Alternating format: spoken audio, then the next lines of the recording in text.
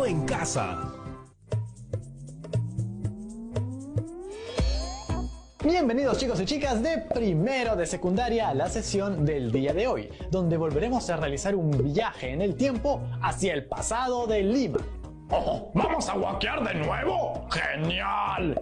No, Tocino, ese no es el término. Yo sé que te refieres a volver a explorar las huacas de Lima. Sin embargo, huaquear es una actividad ilegal que implica el saqueo de este patrimonio de la nación. Y durante años nuestro país ha sufrido de este acontecimiento.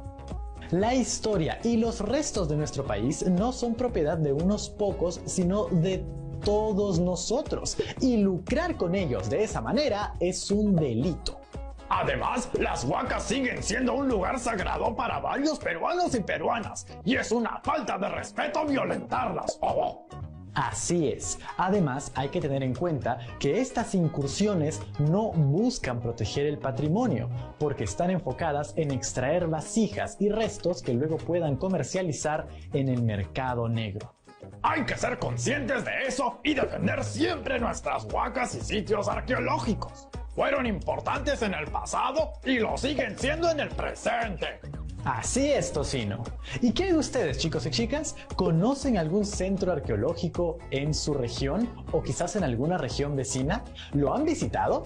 ¡Qué genial sería vivir en un lugar donde hay una huaca cerca! En ellas se puede sentir la historia con tan solo estar ahí.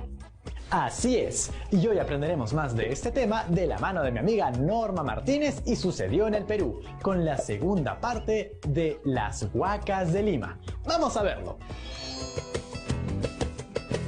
La cultura Lima tuvo su centro principal en Maranga, en el Valle del Rímac. Allí han quedado numerosos restos arqueológicos ubicados en los actuales distritos de San Miguel, Pueblo Libre y El Cercado. Su extensa área comprende los campus de 2 universidades, la de San Marcos y la Católica, además del Hospital Naval y el zoológico Parque de las Leyendas.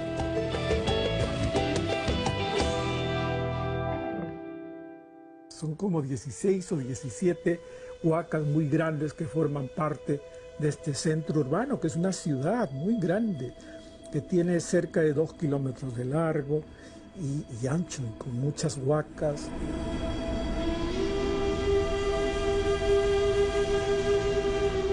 La que hay, la grande, la que está en San Marcos, ahora es una de las huacas más grandes que hay en todo el Perú. Tiene una altura pues, de más de 30 metros de alto. Está hecha íntegramente a base de adobitos, una obra así millonaria en términos de esfuerzo.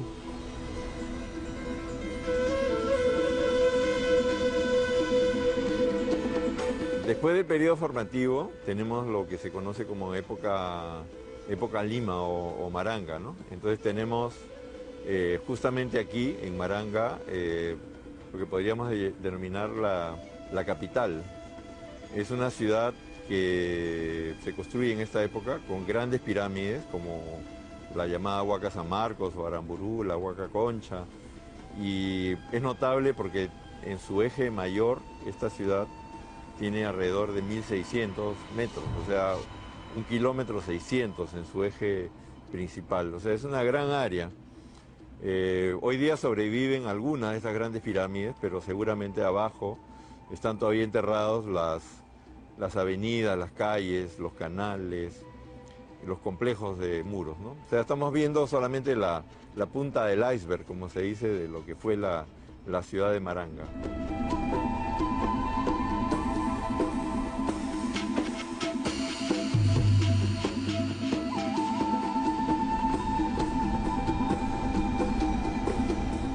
Aunque a primera vista no lo parezca, estoy en el Parque de las Leyendas, en el distrito de San Miguel, en el mayor complejo arqueológico de Lima.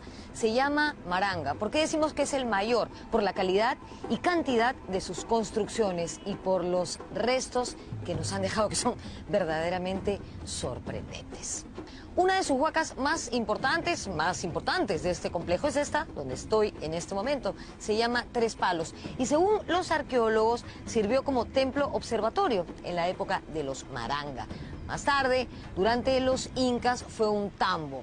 ¿Se acuerdan de qué cosa era un tambo? La verdad, yo tuve que chequear cuando lo leí antes de hacer este programa. Un tambo era un lugar de reposo, de aprovisionamiento, de depósito, de descanso, una especie de posada para los viajeros, una suerte de hotel de la época. Además, en tiempos virreinales se cree que este lugar fue usado como viviendas. ¿Y por qué se sabe esto? Porque se encontraron restos de ropa y calzado de corte europeo, además de naipes. Timberazos eran los colonos.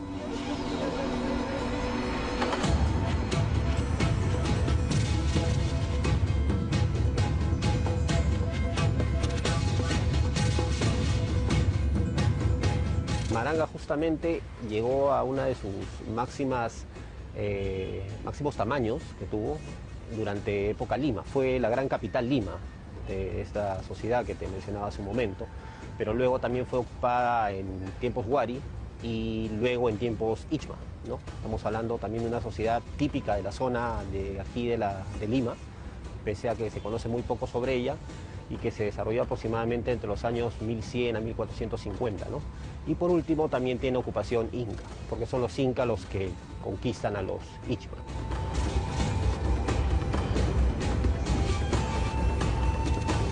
Regresamos con uno de los complejos arqueológicos más monumentales de la capital, la Huaca Mateo Salado.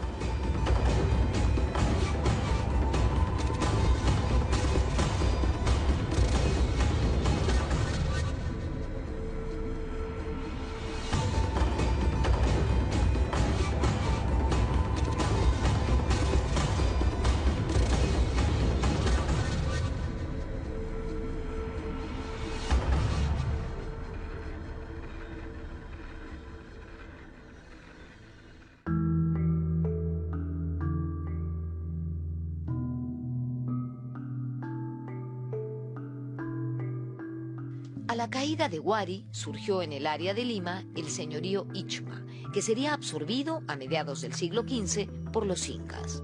Por este motivo, la mayoría de las huacas reflejan en sus estructuras el paso y continuidad de diversas culturas costeñas, serranas y selváticas.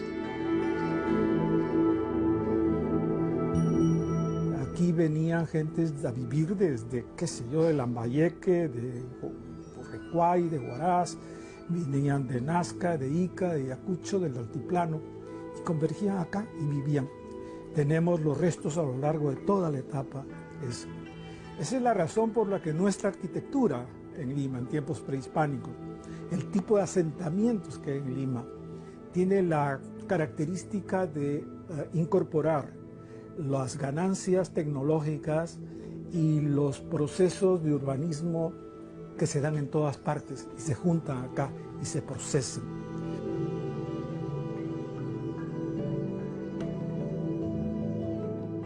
La Huaca Tres Palos forma un conjunto arquitectónico con las huacas La Cruz, Cruz Blanca y San Miguel.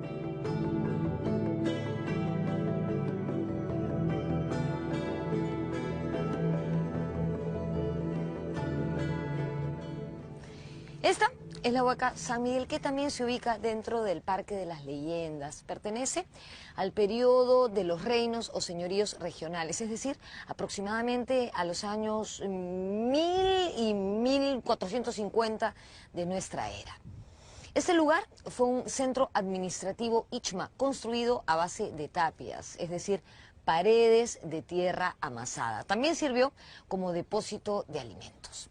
Aquí se encontraron plataformas, espacios rectangulares con banquetas y corredores unidos por angostas escalinatas. La Huaca San Miguel es un extraordinario ejemplo de lo que el esfuerzo y la inversión pueden hacer por poner en valor un espacio arqueológico como este. Mírenla, es hermosa.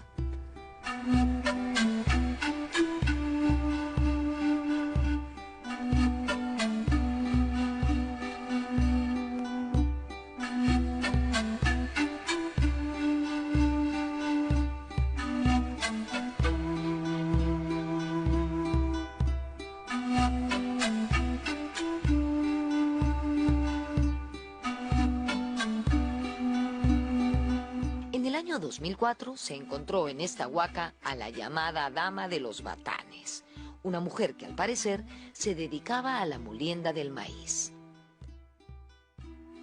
El complejo arqueológico del Parque de las Leyendas viene trabajando desde inicios de este siglo al mando de la arqueóloga Lucénida Carrión. El importantísimo complejo Maranga estaba conectado por un camino a Mateo Salado, que también era un extenso centro administrativo ceremonial de la cultura Ichma.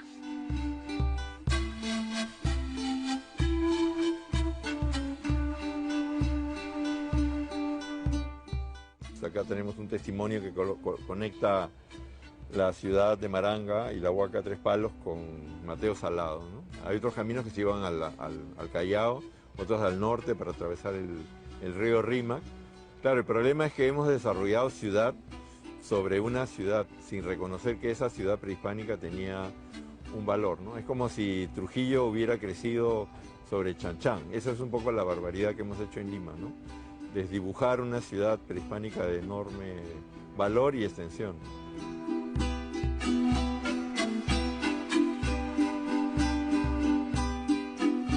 Mateo Salado fue un luterano francés que vino al Perú a mediados del siglo XVI, escapando de las persecuciones religiosas en Europa.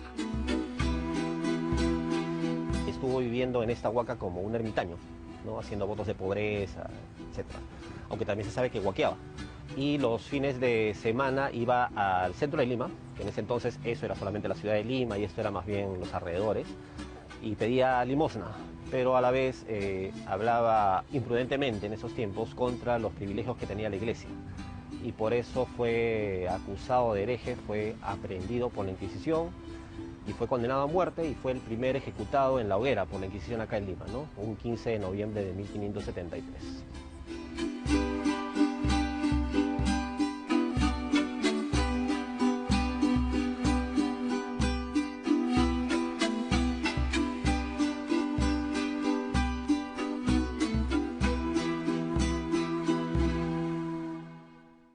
Este es uno de los complejos arqueológicos más monumentales de Lima. Se llama Mateo Salado. La huaca Mateo Salado queda en el cercado de Lima, pero tiene un frente hacia Pueblo Libre y otro hacia Breña. Una de las mejores referencias que podría utilizarse para llegar hasta aquí es que queda al lado de la Plaza de la Bandera. Mateo Salado fue un centro administrativo ceremonial que tuvo varias ocupaciones, entre ellas la Ichma y la Inca, entre los siglos XV y XVI de nuestra era.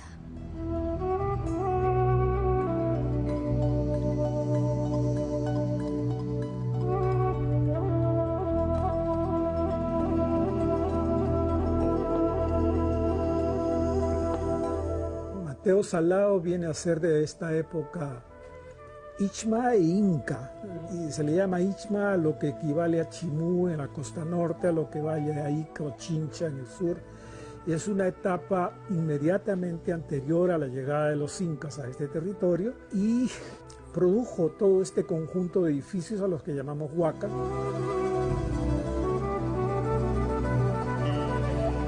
Desde hace algún tiempo, el Ministerio de Cultura ha emprendido la recuperación de este complejo, que por cierto ha sufrido saqueos desde el periodo virreinal.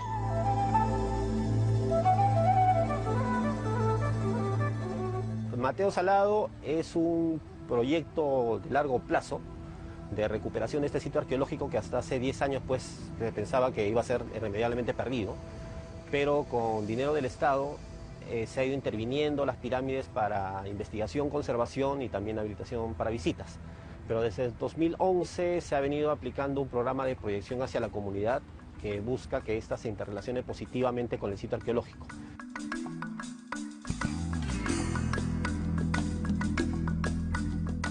Mateo Salado es también muy importante por el contacto que mantiene con la población. Aquí se realizan actividades culturales, conciertos de música, proyecciones, recitales. Ello ha contribuido a mantener siempre vivo el lugar. Del mismo modo, aquí acuden a menudo estudiantes de colegios para visitar sus instalaciones. En el año 2010, además, se construyó la Huaca para niños, que es una réplica con las características de la pirámide. Un espacio lúdico, educativo, Una estupenda manera de acercar a los más pequeños a nuestro pasado antiguo.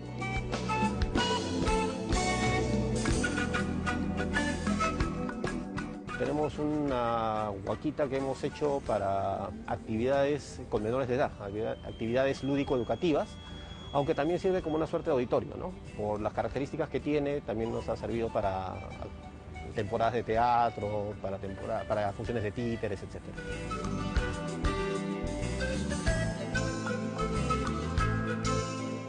Así como Mateo Salado, la Huaca Pucllana en Miraflores es uno de los ejemplos más representativos de conservación y encuentro con la sociedad.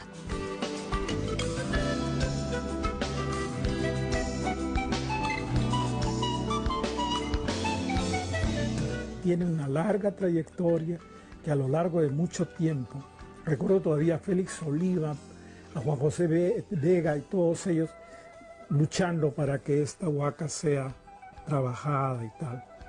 Se logró hacer y a lo largo de muchísimo tiempo, con la conducción de Isabel Flores, eso se ha ido manteniendo y es estupenda esa obra.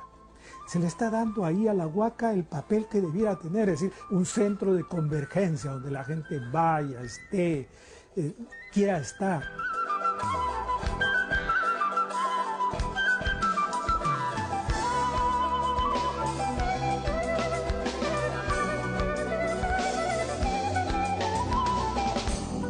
Cada vez más resulta evidente que las huacas, como era en el pasado, no están aisladas de la ciudad.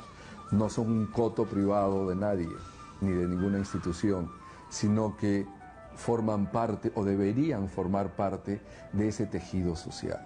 Porque si tú ves, por ejemplo, otras estructuras antiguas en el mundo, siguen siendo usadas. La Catedral de Santa Sofía en Estambul.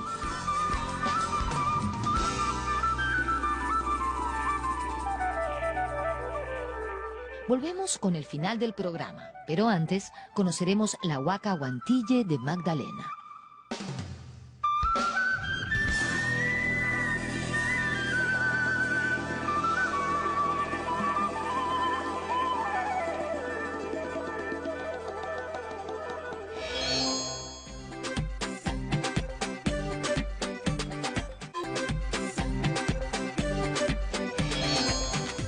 Diríamos que gracias al impulso que le dio Julio Cetello a la arqueología peruana, comenzaron estas cosas a verse con más seriedad. Y recientemente, en los últimos 20 años, es que ya hay un proceso de mayor crecimiento del interés del Estado por estas cosas.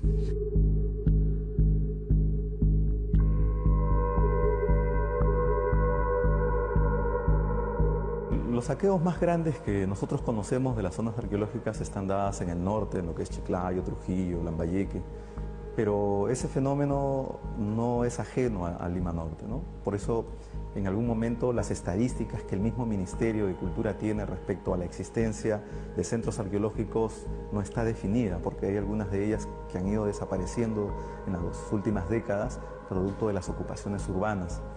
Y porque en algunos casos algunas zonas arqueológicas todavía no han sido identificadas.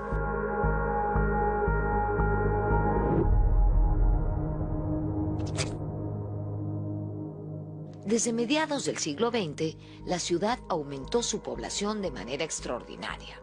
Nacieron nuevos distritos y el proceso de urbanización se abrió paso sin respetar los vestigios prehispánicos, muchos de los cuales acabaron sepultados por pistas, avenidas y modernas construcciones. Una ciudad íntegra ha desaparecido en toda la zona que va desde la Victoria hasta Limatambo. Toda esa zona estaba llena, era una ciudad larga que existía. Yo de niño todavía vivía cerca de una de esas huacas, a donde íbamos a jugar fútbol con los cráneos que habían desparramados ahí entre las huacas. Y los niños íbamos a patear escaleras, una cosa increíble que hacíamos en ese tiempo. El Hospital Rebagliati está construido sobre una inmensa huaca que había allí, grande, muy grande. Yo he jugado allí, he estado allí.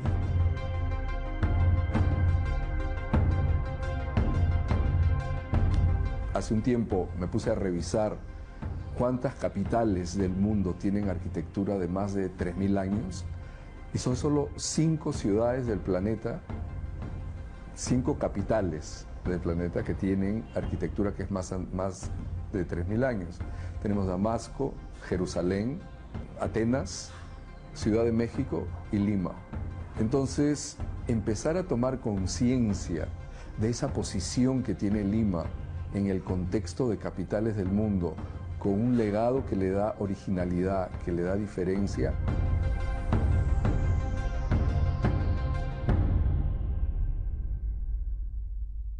Fruto del descuido de las autoridades y la comunidad, muchas huacas de Lima se convirtieron en guaridas de gente de mal vivir, en ladrilleras y vertederos de desperdicios. La situación no ha cambiado del todo, pero hay algunos ejemplos dignos de resaltar.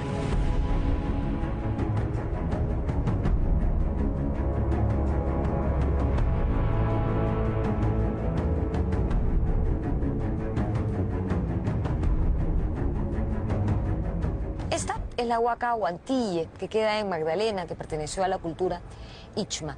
Tenía varias pirámides, pero lamentablemente fueron destruidas con el paso de los años. De hecho, su extensión era muchísimo mayor. Probablemente ese edificio amarillo que vemos ahí era una pirámide, no sé, nunca lo sabremos. Esta huaca estuvo abandonada en los últimos años y fue un lugar inseguro, refugio de gente marginal y seguramente de todos los faltosos de los alrededores. Pero gracias a un esfuerzo de la municipalidad, del Ministerio de Cultura y de un grupo de arqueólogos, se comenzaron los trabajos de limpieza y restauración y también de iluminación de sus alrededores.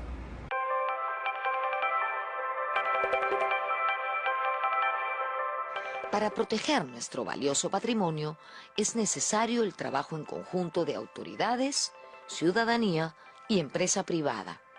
Pucllana, Huantille, Parque de las Leyendas o Mateo Salado son hoy en día, en pleno siglo XXI, ejemplos de convivencia feliz y armónica de la ciudad con su patrimonio monumental precolombino.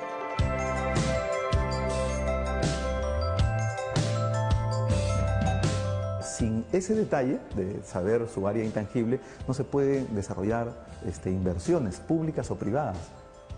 Porque es como cuando uno tiene una casa, un edificio, tienes que saber el metraje, el área intangible que uno tiene, ¿no? Y a partir de eso ir a hacer una planificación e inversión. Entonces, ese es un trabajo que nosotros que todavía está pendiente por hacer y es una estadística que seguramente cada día se recorta por el tema del crecimiento urbano, ¿no? Tenemos que, de alguna manera, hacer un acto de contrición y revisar todas las barbaridades que se han dado en este espacio, ¿no? Desde atravesar con calles y urbanizaciones sitios arqueológicos de primer nivel. En los años 30 y 40 construir la ciudad haciendo de las huacas canteras para hacer ladrillos, cosa que también se ha hecho. Entonces ese acto de barbarie creo que debe ser reconocido y luego poner en valor el patrimonio e integrarlo a la ciudad. Lo que queda de él tiene que tener una condición digna, tiene todas las condiciones para ser un espacio público ideal.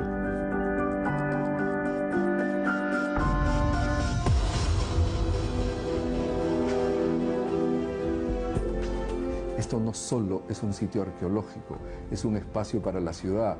Entonces, ¿qué hacen? Hacen conferencias, cine, teatro, danza, porque es la única manera por la cual el ciudadano va a empezar a cruzar esos puentes. Porque no solamente tienes que ir a la huaca para enterarte qué pasó ahí hace 800 o 1000 años o 2000 años, sino ver qué está pasando hoy con tu vida, con tu cultura, qué estás aprendiendo, hacia dónde te estás proyectando. Entonces, generar esos nuevos vínculos ciudadanos, yo creo que es el camino para las huacas de Lima. Es la única forma por la cual este enorme legado que hemos recibido va a poder sobrevivir.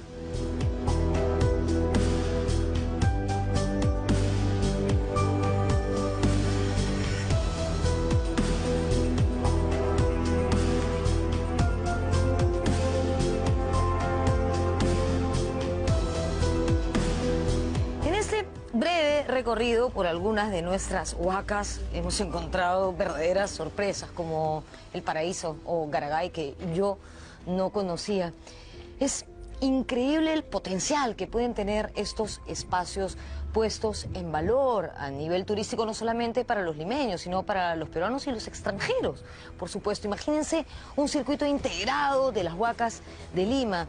Le daría a nuestra ciudad un atractivo adicional, de pronto haciéndola más interesante y no solamente una ciudad de paso hacia el Cusco o hacia otros destinos. Es nuestra responsabilidad, lo digo una vez más, ya deben estar cansados de esto, pero bueno, insisto, es nuestra responsabilidad cuidar nuestro patrimonio, porque lo que tenemos es envidiado por el resto del mundo.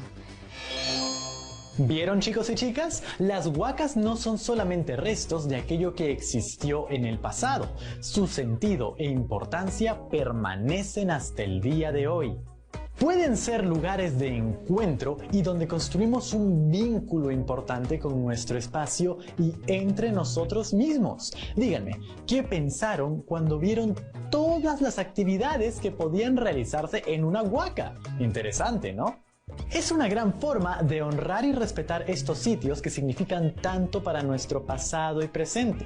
Y recuerden, proteger el legado de nuestros antepasados es la tarea de todos nosotros, ciudadanos y ciudadanas. ¿Recuerdan que en la clase anterior les dejamos un reto con las huacas de Lima? Pues el día de hoy el reto consistirá en mirar a sus propias regiones o a las regiones vecinas. De la siguiente manera: cuadro por favor, lápiz y papel para apuntar las preguntas del cuadro.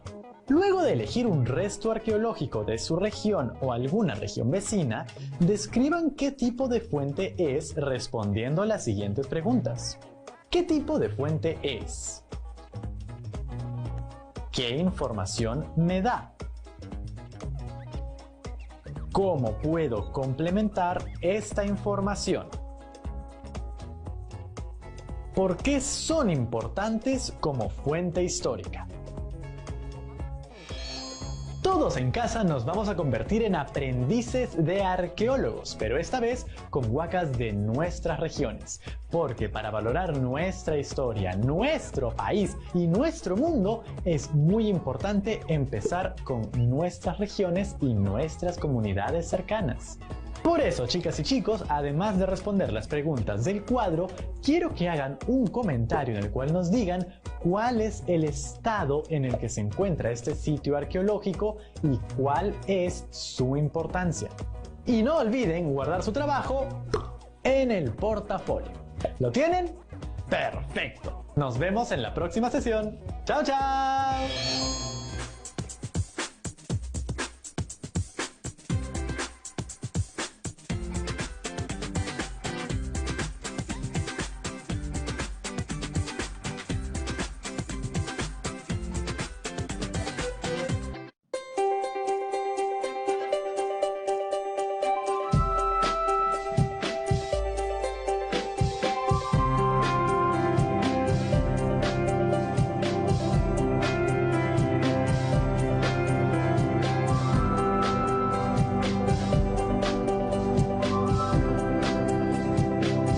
Aprendo en casa. Hola chicas y chicos de tercero de secundaria. Mi nombre es Jonathan Hernández y esto es Aprendo en Casa, una iniciativa del Ministerio de Educación donde aprender es más divertido. El día de hoy nos toca hacer un nuevo viaje por las ciencias sociales. ¿Recuerdan que la vez pasada vimos un video sobre nuestros símbolos patrios? Iniciamos nuestro análisis sobre la historia del himno nacional, cómo este se adapta a las emociones del pueblo e incluso cómo guardaba relación con el sentir de muchas peruanas y peruanos. Bueno, pues el día de hoy analizaremos esos cambios por los que ha pasado nuestro querido himno nacional y conoceremos algunos de los motivos que, incluso hasta hoy, siguen siendo tema de debate. Ahora, quizá nos estamos preguntando, ¿por qué se dieron tantos cambios? Y sobre todo, ¿cuán importantes han sido los símbolos patrios para seguir construyéndonos como país? Seguro que encontraremos diferentes respuestas y estas serán hipótesis válidas. siempre y cuando estén sustentadas en fuentes confiables. Para poder analizar este tema con más profundidad, veamos el siguiente video. En medio del ambiente de guerra y de caos que se vivía en la capital, no se pudo conservar la partitura original del himno. Fue así que, a lo largo del siglo XIX, se realizaron varias interpretaciones de la Marcha Nacional a partir de la versión original. Cuando el himno fue tocado por primera vez en 1821, no quedó una versión oficial, no quedó una partitura ni manuscrita ni impresa, y en el interín la gente en el Perú sacaba arreglos propios del himno nacional, lo tocaba de memoria, había quedado en el imaginario popular. Era un momento bastante difícil, las imprentas casi no producían y los músicos, la gran mayoría de los músicos eran lo que se denomina músicos de oído. Así es que Bernardo Alcedo, al momento de hacer las partituras del himno nacional, tenía un problema. ¿Cuántos sabían leer eso? De tal manera que en algún momento tuvo que musicalizarlo él con algunos amigos para poder enseñárselo a la mayoría de los músicos. Una de esas partituras, creadas a partir del himno original, la guarda el historiador Eduardo Torres Arancibia. Al parecer, esta versión data de la década de 1840 y lleva por nombre Marcha Patriótica para la Ciudad de Lima. Podría tratarse de la partitura más antigua que se conserva de nuestro himno nacional. Un colega mío que sabía de mis aficiones musicales y del interés que tengo por la investigación musicológica me dijo, esta partitura te va a interesar. Entonces yo la recibí, la transcribí inmediatamente, la escuché y resultaba que se trataba de una versión del himno nacional. Entonces yo dije, bueno, debe ser una de las tantas versiones del himno que se dieron en el siglo XIX. La partitura que tiene Torres Arancibia puede ser la más antigua debido a varias razones. En primer lugar, no se llamaba Himno Nacional del Perú, se llamaba Marcha Patriótica para la Ciudad de Lima. Era una partitura manuscrita, lo cual ya de por sí es muy importante, y estaba compuesta para un instrumento viejo, un instrumento que se llama fortepiano, que es el antecesor del piano. Tuve la oportunidad de encontrarme con un musicólogo chileno que llegó a ver fotos de la partitura e inmediatamente se dio cuenta de una cosa que yo jamás me hubiera dado cuenta, ¿no? El sello del papel, es decir, la marca del impresor del papel pentagramado. Y resulta que se trataba de una compañía inglesa, porque la partitura había llegado de Londres, y ocurre que esa compañía solamente había funcionado entre 1840 y 1845. Entonces, esta partitura que, como les digo, venía de Londres, no tiene largo tiempo, y es justamente lo que avala también su antigüedad, porque cuando el himno fue concebido por Alcedo, el largo tiempo no existía.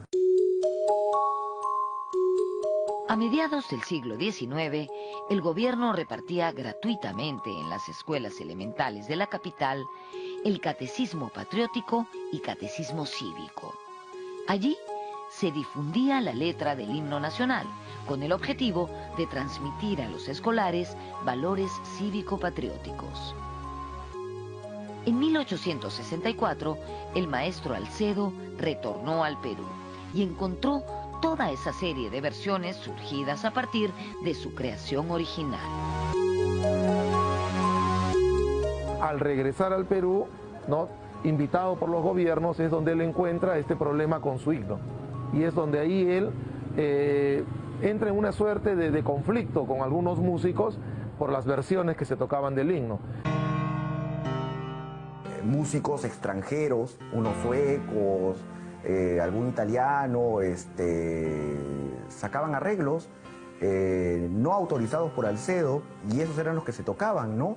Cuando regresa Alcedo encuentra este panorama, ¿no?, que su himno ha sido pues arreglado, tocado de diferente manera, impreso sin su permiso y sin su autorización, y él quiere poner orden.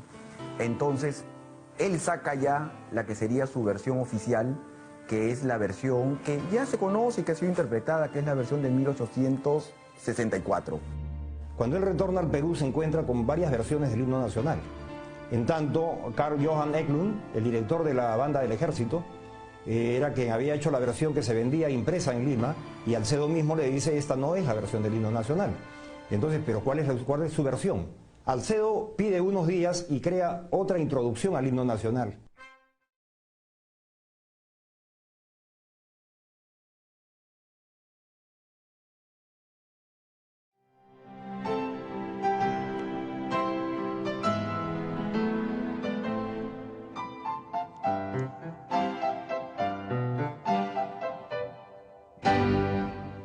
Vamos a hablar del extranjero más importante en toda esta historia del himno nacional. Me refiero a Claudio Rebagliati, un italiano, violinista, director de orquesta, compositor, que llegó a nuestro país en el año 1863, cuando solamente tenía 20 años y se quedó en el Perú durante toda su vida. Él fue un gran promotor de la música clásica en nuestro país y además admirador de nuestra tradición cultural. Utilizó algunos ritmos y melodías populares incluso en sus composiciones. Estamos en la cuadra 6 del Jirón de la Unión, antigua calle La Merced. ¿Por qué estamos aquí? Porque Rebagliati tenía en esta calle una tienda de partituras.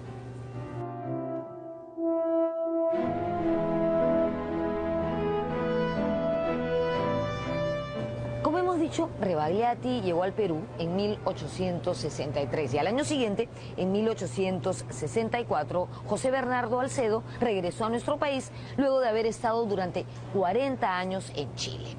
Cuando Alcedo regresa al Perú se da cuenta de que nuestro himno había sido modificado, alterado, y en ese contexto Rebagliati le propone reconstruir la partitura original de nuestro himno. Alcedo ya estaba un poco mayor, así que accedió a hacerlo siempre y cuando Rebagliati fuera efectivamente quien lo hiciera y él quedara como un supervisor. Fue así que se consiguió la versión oficial del himno, incluyendo la estrofa de Largo Tiempo, el himno que todos conocemos.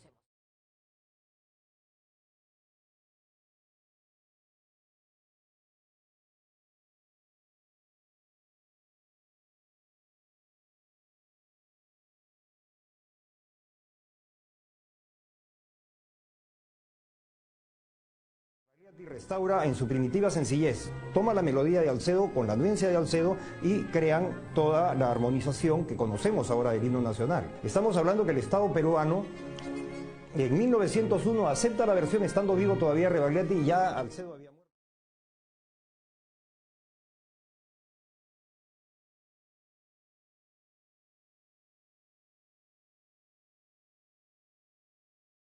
Hecho a dos manos entre Bernardo Alcedo y con los aportes de Rebagliati, y que tuvo que salir una ley en 1913 para oficializarlo. Si no, quizás tendríamos varias versiones de himno y cada quien tocaría la que más le agrada o la que más le acompasa, porque en algún momento el himno en el siglo XIX tuvo hasta notas festivas, mientras que en la actualidad es bastante marcial, ¿no? Bastante cuadriculado, por decirlo de alguna manera. Y entre ambos hicieron una suerte de himno que calzara un poquito más con las vivencias del siglo XIX y no tanto con la independencia.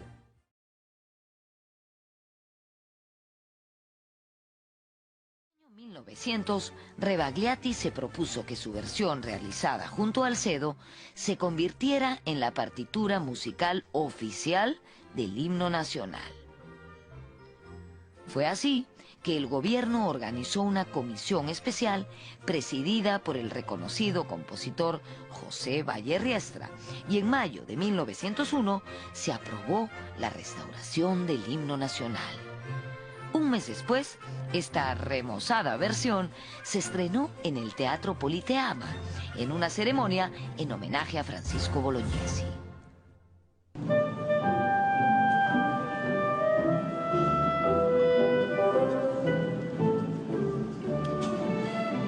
En esta versión renovada destacó la nueva introducción.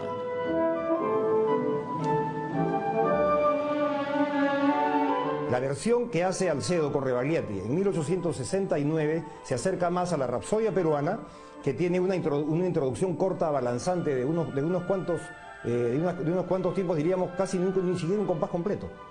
E ingresa en el canto del himno nacional. Tal vez Alcedo escribió eso en 1864 porque muchos himnos de Latinoamérica tenían una introducción larga. La introducción actual que se canta, ¿no?, de los pocos tiempos que da esa entrada balanzante, es Alcedo y Rebagliati. Entonces, lo que hace Rebagliati es restaurar en su primitiva sencillez y llevarlo al papel ante la imposibilidad ya por anciano. Alcedo tenía un hombre de 80 años.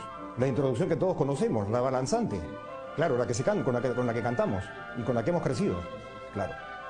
Esa está en la Rapsodia peruana de Claudio Rebagliati.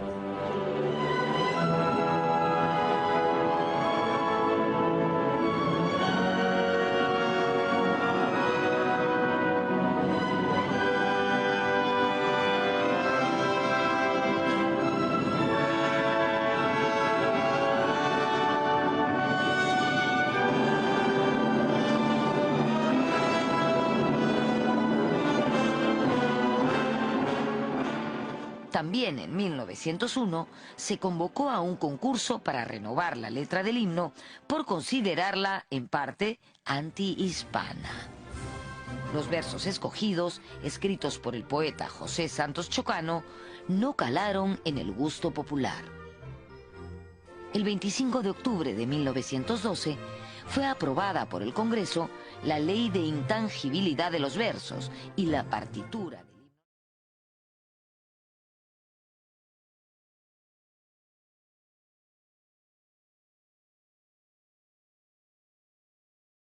la quinta estrofa porque consideraba sus versos muy ofensivos a España.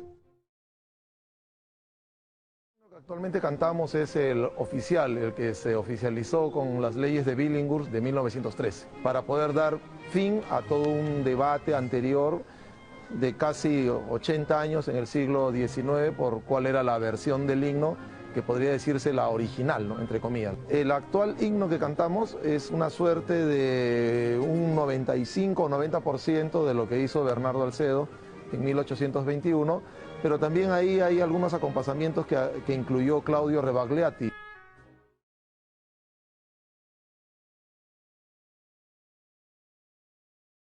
Realizó el más antiguo registro fonográfico de nuestro himno nacional. Se grabó en Nueva York por el sello alemán Berliner. La voz fue del tenor italiano Arturo Adamini, que cantó acompañado de un piano.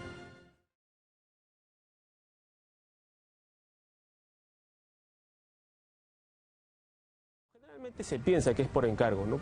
Cuando la industria discográfica empieza a grabar discos, graba a los elementos locales, a los artistas propios del país, ¿no? Estamos hablando de empresas disqueras en aquella época, como la Sonofon, ¿no?, los cilindros Edison.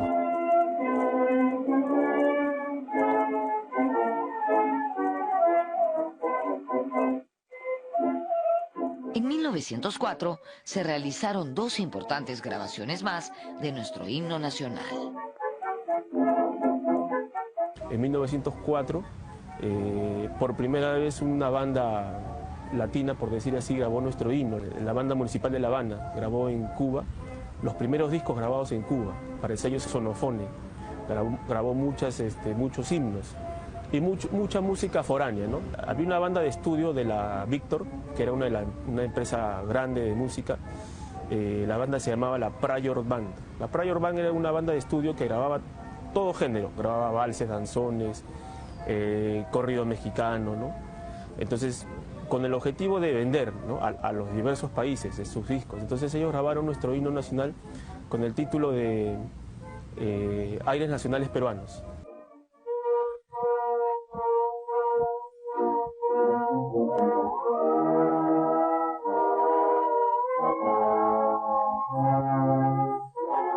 En 1905, una banda mexicana, la Curtis Band, grabó nuestro himno para el sello Columbia.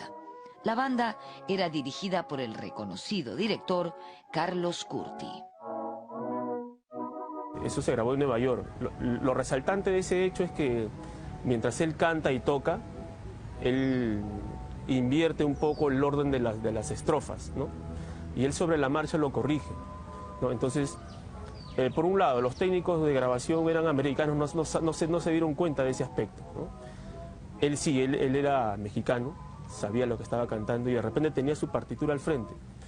Entonces él sí lo corrigió sobre el camino, pero quedó para la posteridad la versión con ese error, ¿no? Histórico, por decirlo así, y que no se subsanó.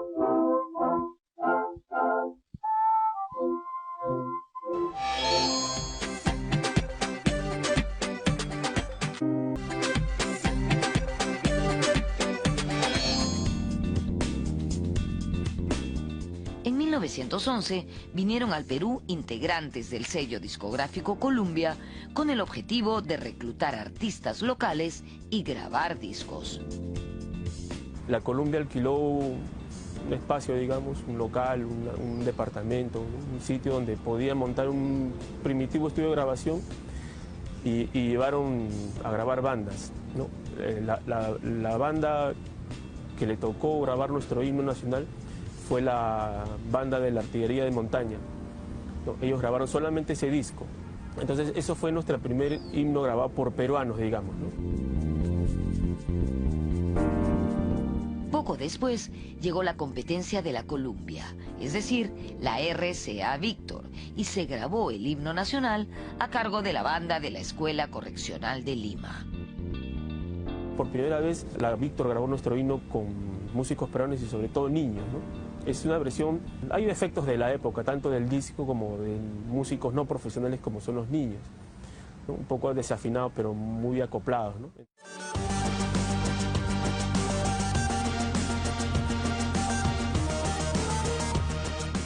Con motivo de las Olimpiadas de Berlín de 1936, el gobierno del general Óscar Benavides encargó al reconocido músico alemán Leopold Weninger una versión orquestal de nuestro himno nacional.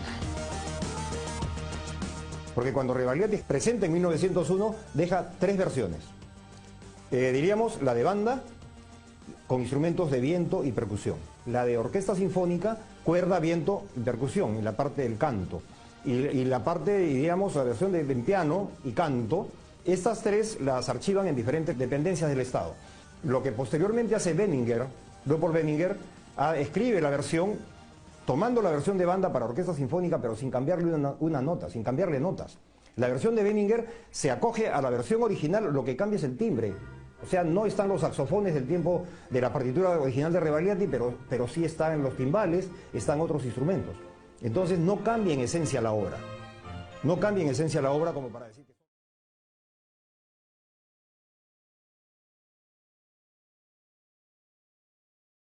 A mediados del siglo XX se abrió un debate por la letra de nuestro himno. Algunas personalidades pidieron respetar los versos originales de Torre Ugarte y, por añadidura, anular la estrofa de Largo Tiempo. Los historiadores Alberto Tauro del Pino y Carlos Raigada integraron la comisión especial nombrada por el gobierno del general Odría. Ellos argumentaron que dicha estrofa tenía además una deficiente calidad literaria y carácter depresivo y humillante. En el ala opuesta, José María Arguedas pidió respetar la tradición popular y mantener esa primera estrofa, que era un aporte del pueblo. En el año 2009, la llama del debate se volvió a encender. El gobierno dispuso que en ceremonias oficiales se cantara la sexta estrofa, la de En su cima los Andes sostengan, en reemplazo de la tradicional Largo Tiempo. Creemos que hoy la estrofa de Largo Tiempo forma parte del ADN de nuestro himno nacional. Y más allá de cualquier debate, volver a cantar el himno inflamados de patriotismo es una forma de reconciliarnos con lo que...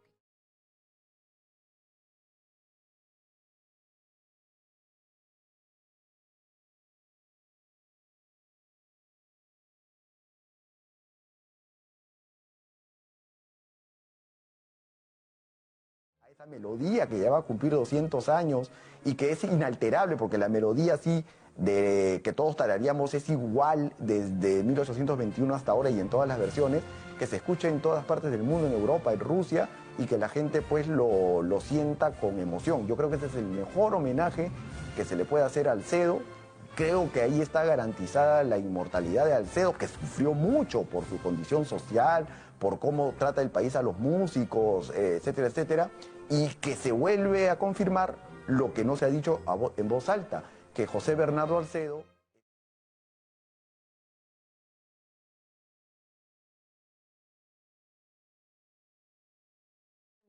Tiene una ley de intangibilidad, el himno nacional es una obra representativa que además de ser una obra artística per se, es una obra funcional que cumple una función, digamos, de exaltar el patriotismo, de estar en ceremonias específicas y no merece ser maltratado y ser cambiado a diferentes versiones. Algunos me dirán que el himno norteamericano, por citar ejemplos, lo tocan en diferentes versiones, pero acá existe una ley de intangibilidad.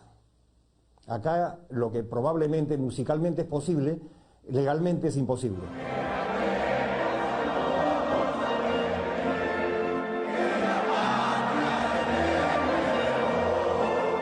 El himno usualmente en el Perú es cantado en los colegios, en las fiestas patrias, en las actividades oficiales y en el Estadio Nacional. Y en el Estadio Nacional como que el himno es un grito de guerra. Si se tocara el himno en la vía pública, serían muy pocos los que se parasen a cantarlo o respetar la bandera, seguirían caminando.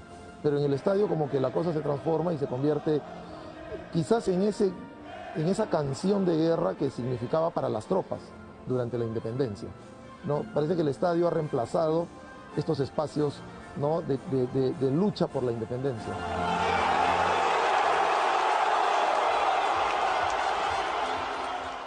Somos libres, seamos los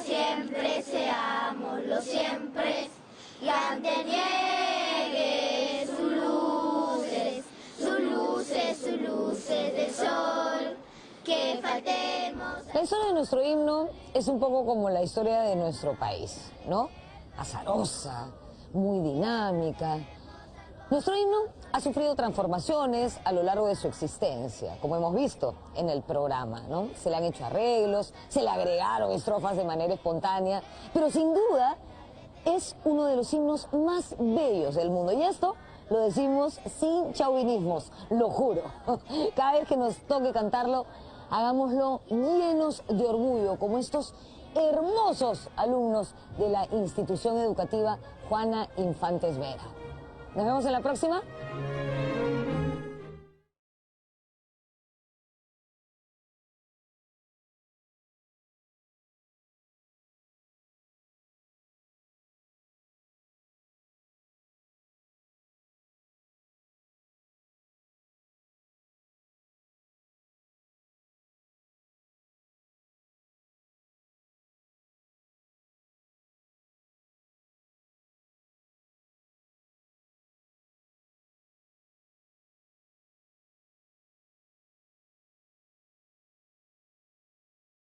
Ya estoy de vuelta. Acabamos de ver un video que nos explica cómo nuestro himno nacional ha ido sufriendo cambios a lo largo de la construcción del Perú republicano.